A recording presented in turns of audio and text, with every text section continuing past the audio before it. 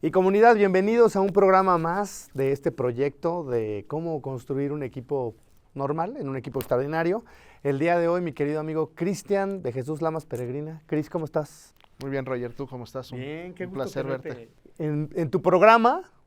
Y bueno, muchos años de compartir cancha, fiestas, derrotas, emociones, alegrías, tristezas, funerales, toda una vida.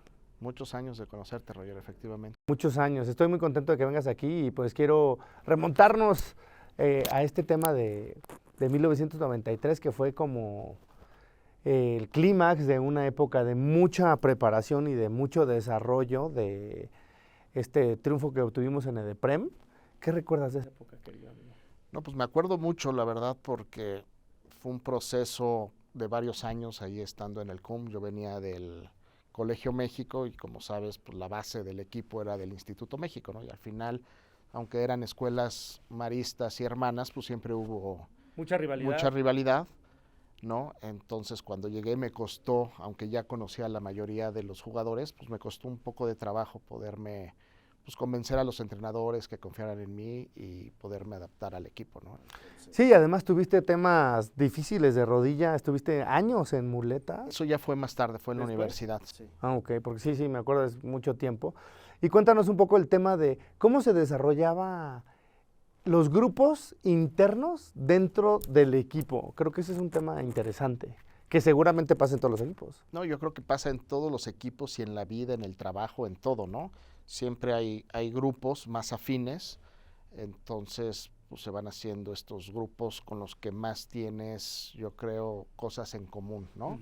¿No? Me recuerdo tú como que siempre estuviste y así sigues, creo que como en varios grupos, ¿no? Sí, No es necesariamente que seas afín a uno, pero te ha gustado como estar en muchos grupos, ¿no? Quizá yo sí era un poquito más cerrado, tenía pues mi grupo Javier Arriaga, Juan Galván, Carlos Jasso, Héctor Ramírez, pura ¿no? fichita. Sí, Y este tema de traspolar la cancha a la vida, ¿qué importancia crees que tenga el que no solo se quede en el partido o en la cancha o en el trabajo o en el proyecto, sino que se comparta más allá? pues yo creo que es evidente, ¿no? Creo que los juegos de conjunto te dan esa parte, ¿no? Al final es como en la vida, como en el trabajo, eh, hay delanteros que son los que meten los goles, hay defensas, hay gente de ventas, gente que cierra el negocio, un entrenador que podría ser el CEO, o sea, creo que Portero. el portero, creo que en la vida son las actividades que uno tiene también en los equipos de fútbol, ¿no? Y en los equipos de conjunto principalmente. Y esto me encanta porque te habla de la colaboración que también necesitas en el equipo, pero en la vida para pues, lograr más, ¿no? Porque como individuo puedes lograr mucho, pero no vas a lograr lo que puede lograr un equipo, Claro. ¿no? Y me gustaría que me dijeras, tú eras, que según yo era el contención y tú es que eras el contención, yo era el creativo, dices tú. Sí. Cuenta un poco de ese Bueno, tema. yo de lo que me acuerdo también, yo siempre fui contención en el equipo, pero en Guadalajara hicieron, yo era muy rápido, era muy rápido, no era muy técnico, pero era rápido. Entonces lo que hicieron, que puede ser que en ese equipo haya sido tú la contención, Sí. porque a mí me pusieron de centro delantero. Con Sí, te pusieron Fernando, como 10, ¿no? como Valencia, o Sí. sea, y de hecho metí un par de goles. Que era No, inaudito porque sí, sí, tú pero eras no, yo más no bien metía, defensa o realmente como era rápido, me la echaban y pues en velocidad me los llevaban, ¿no? Entonces por eso, haciendo memoria, puede ser que tú hayas sido el contención en ese torneo, porque yo era el delantero goleador, Sí. ¿no? Que ¿Y nunca cómo, había jugado delantero. pero ese tema es importante porque justo cómo traspolar esta posición que tú tuviste o tienes mayoritariamente en los juegos, en la vida, porque yo sigo siendo medio de contención en mi vida. ¿Tú sigues siendo medio de contención en tu Sí, vida? sí. Cuenta por qué. Pues yo creo, digo, al final, pues, muy buena pregunta, pero yo creo que te gusta, o sea, de centro, de contención, tú vas armando la jugada, vas distribuyendo el juego, le das ese timing al juego, ¿no? Entonces creo que en la vida también se refleja esa parte, ¿no? O sea, como que eres luego el consciente en ocasiones, ¿no? El maduro, ¿no? Me siento alguien maduro. Y el que reparte el juego, ¿no? Y el que reparte, y muchas veces también el que controla, o sea, también me considero a veces controlador, ¿no? Entonces también tiene que ver, yo creo que esa parte de la posición. Oye, ¿y qué importancia crees que tenga ahora que también te toca ver a Andrés, a tu hijo, jugar? ¿Qué diferencia ves entre los equipos de antes? Porque además sigues jugando fútbol, o sea, tú has vivido y sigues viviendo el fútbol. Acabas de ser campeón, ¿con qué equipo? Con el Barcelona en el Club España. Pues un saludo ahí al Barcelona, al equipo campeón. ¿Y qué crees que haya cambiado? ¿Cómo ves a las nuevas generaciones? Andrés tiene 17, que es justo a la edad en donde nosotros teníamos pues un nivel, o el mejor nivel creo que al que no pudimos llegar. ¿Cómo ves ahora esos equipos, la dirección, la entrega? ¿Es igual, es distinta? ¿Qué ves? Pues digo, los ves con otros ojos, ¿no? Porque ves a tu hijo, ¿no? Entonces sí, o sea, creo que lo ve uno diferente. Sí se ve, pues traen una mejor preparación, un mejor físico, o sea, mi hijo entrena sin que lo pongan a entrenar, entrena fuera de los torneos de fútbol, en la casa va al gimnasio, cosa que pues nosotros no hacíamos, o no me acuerdo de que alguien lo hiciera, pero sí tienen una preparación física mucho más, ¿no? Y también la parte de pues, las redes les dan, hay muchos videos, muchas opciones que uno puede ver, que antes si no te la daba el entrenador, pues tú no veías o movimientos, pues uno no los entendía, ¿no? Sí, no los podías, no tenías esa referencia. Esa información que hay mucho más información ahora, ¿no? Eso me encanta. Pero sí creo que la preparación física ahora es mucho mayor, ¿no? Que también no sé si eso da que uno ve ya a los profesionales que se lesionan tanto. No sé si también es porque esa parte física le exigen a tanto que empiezan a ver esas lesiones. Ok. Oye, ¿y el entrenador les grita como nos gritaban o no tanto? No, yo creo que sí ha cambiado esa parte, ¿no? Yo creo que antes nuestros entrenadores, como en la escuela, nuestros maestros nos gritaban, te aventaban gises. Claro. Ahí un saludo a los maestros maristas que nos aventaban el gis. Era necesario a veces. Sí, no, y no les decías a tus papás, oye, me aventaron porque te regañaban tus papás por no hacerle caso al maestro, ¿no? Claro. Cosa que si ahora me entero que un maestro le avienta un gisazo, vas y es más probable que corran al maestro. Es correcto, ¿no? Entonces creo que sí, evidentemente las generaciones han cambiado, la educación ha cambiado y el fútbol ha cambiado en esa parte del entrenamiento, ¿no? O sea, definitivamente creo que es mucho más suave ahora, ¿no? La forma que te hablen. Y pues son maneras y épocas que no digo que estén bien o mal, pero son distintas. Son distintas. Y el fútbol siempre y nunca fue solo de fútbol, es decir, también era de identidad, también era de mucha voluntad, de mucho criterio, de mucha determinación. ¿Esto cómo lo ves ahora en tu tema profesional? Y sacrificio, ¿no? Al final... Buena palabra, y que hoy está como, sí, la quieren hacer para allá. O sea, es complicado saber, estudiábamos, saliendo de estudiar, entrenábamos 2 horas diarias todos los días, o sea, no es fácil, ¿no? Luego las tareas, es bastante complicado, ¿no? Y en la parte profesional yo creo que lo que nos dio el haber estado en equipos de la escuela, convivir con nuestros amigos, no solo con compañeros, sino eran realmente amigos que son amigos de hace 40 años, 42 años, y que siguen siendo y lo sigues viendo, ¿no? Entonces yo creo que esa parte es sumamente importante que hace que este equipo hubiera sido, como dices, extraordinario, ¿no? Sí, y hasta la fecha tienes amigos de esa época, ¿no? La mayoría, muchos amigos, o sea, si no los veo seguidos, estoy en contacto con ellos en redes, que eso también creo que es algo bueno con las redes, está uno siempre en contacto, ¿no? Sí, y hablando del tema del fútbol, digo, aparte somos colegas, nosotros tenemos muchos puntos en común y creo que el tema empresarial el día de hoy está pues complicado y se necesita un liderazgo importante. En el tema del fútbol como en la vida, ¿cuáles crees que sean las características del liderazgo que necesitamos el día de hoy todos? No, al final las nuevas generaciones tienen otras características, ¿no?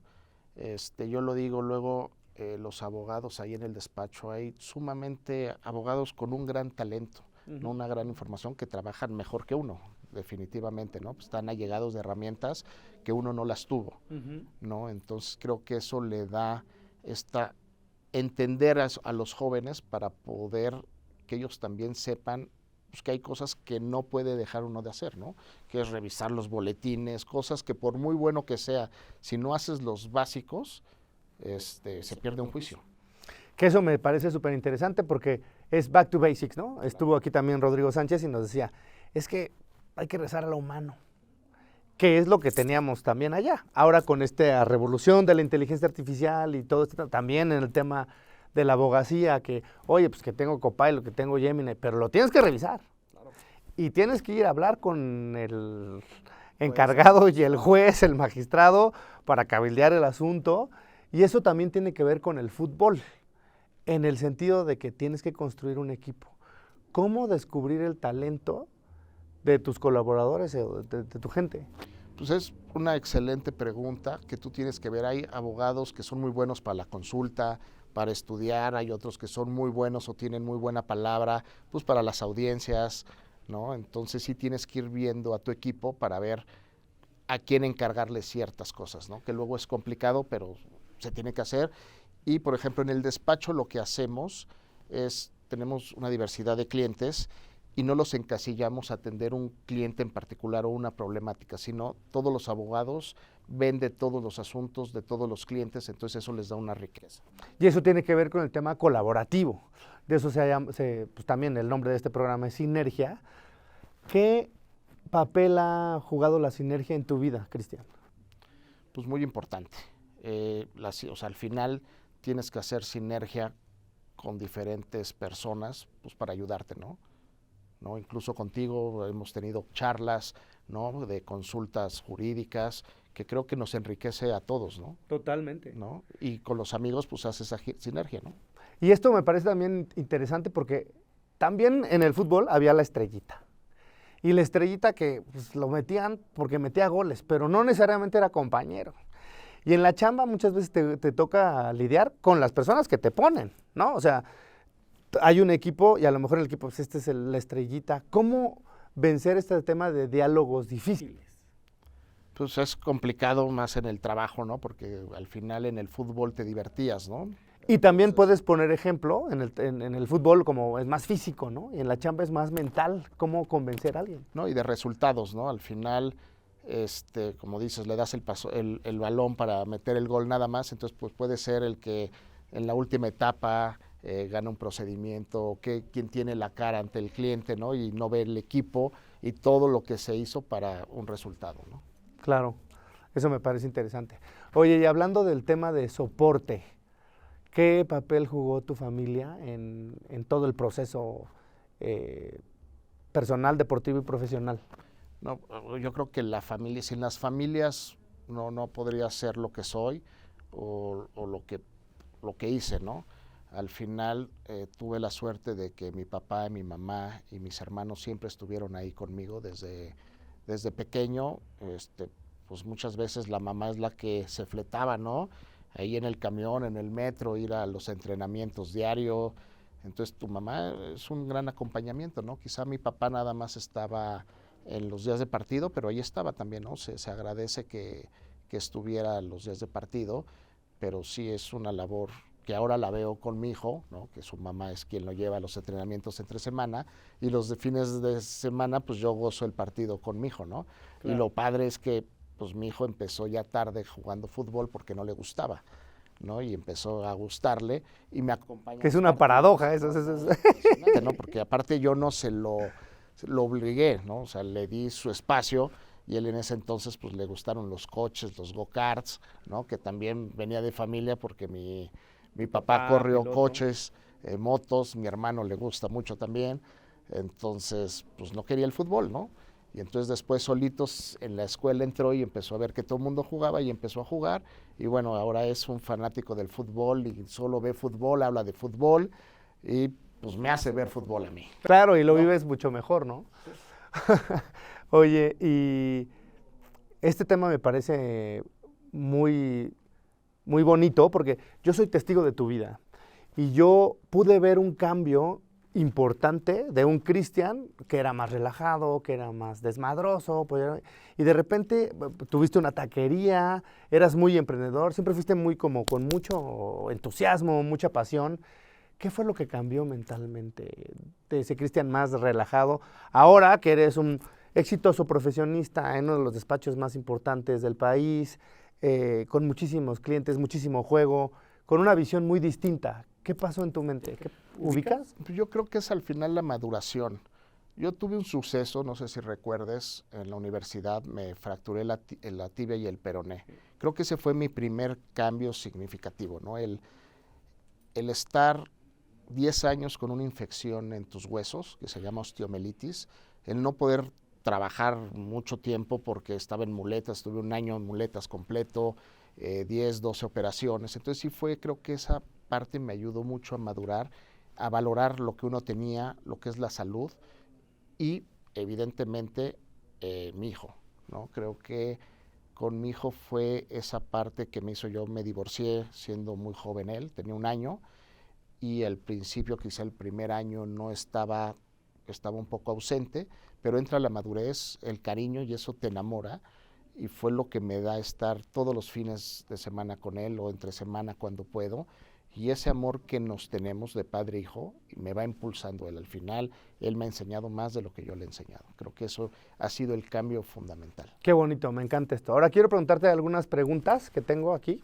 y que me gustaría que contestaras lo primero que te viene a la mente. Esta ya la sé, pero te la tengo que preguntar. ¿Cuál es el equipo al que le ibas de chiquito? A los Pumas. El jugador que querías ser cuando eras niño. Quizá Hugo Sánchez. El mejor jugador con el que jugaste. Esa es una gran pregunta. No sé, pues puede ser Fernando Moreno. Fer Moreno. El peor rival al que enfrentaste. Peor de que nunca le pudimos ganar. Por ejemplo, sí. A los Pumas nunca les ganamos en la final. La cancha de tu infancia que nunca olvidarás. El Instituto México. Tu gol más importante. En Guadalajara. Tu peor oso jugando fútbol. No, pues hubo muchos. No pegarle un balón o que se me fuera el balón. ¿Talento o disciplina? Disciplina. El partido que te cambió la vida. Cuando me rompieron la pierna. ¿Lo ubicas? ¿Sí? ¿Y contra quién fue? No, lo peor es que fue prácticamente en el llano. Fue un equipo que me invitó, que me habían estado insistiendo en jugar con Razo, no sé si ubicas a Isaac Razo, sí, que tenían un equipo y fui a jugar porque no había jugado en el CUM. Sí. Y ahí en el llano prácticamente. Qué barbaridad. Una palabra que defina lo que fue y es el fútbol para ti. Pasión. ¿Quién era el más tronco pero con más corazón? Yo. Si pudieras volver a un momento en la cancha, ¿cuál sería? Quizá cuando le pegué a Rafa Sevilla sin querer y le rompí el pómulo. Imagínate. Si la vida fuera un partido, ¿en qué minuto vas? En el 70. Ok. ¿Qué te dolió más, perder un partido o una amistad? Una amistad. ¿Quién es el director técnico de tu vida? Mi papá. ¿A quién le darías hoy el gafete de capitán? A mi hijo. ¿Qué jugada cambiarías si pudieras? Ninguna. ¿Estás jugando en primera división o en la banca de tu vida? En primera división. ¿Y qué marcador lleva tu vida? ¿Vas ganando, vas empatando o vas perdiendo? No, voy ganando. Pues Cristian Lamas, un placer, querido amigo. Muchísimas gracias por tu tiempo, igual por compartir. Muchas gracias, Roger. La verdad, hemos platicado muchos años. Comemos seguido. Entonces, pues prácticamente todo esto, muchas preguntas las sabemos. Sí. ¿No? De nuestra vida. Igual yo, un día te voy a entrevistar. Claro, con mucho gusto, me encantaría, porque nadie me pela a mí. No. También fuiste un magnífico jugador, me acuerdo mucho. Sí, eras muy, tú sí eras técnico, aguerrido, sudabas mucho siempre, sí, con tu número 15, sí. ¿No? Siempre estabas mojado. Sí, totalmente. Sí. Y han sido muchas anécdotas y me encanta tenerte aquí en este programa. Y pues por muchos partidos más, ahora yo de coach, tú en la cancha y por muchos partidos más que jugaremos. Muchas gracias, Roger. Muchas gracias y nos vemos en la siguiente. Perfecto, Roger. Gracias. Hasta luego. Hasta luego.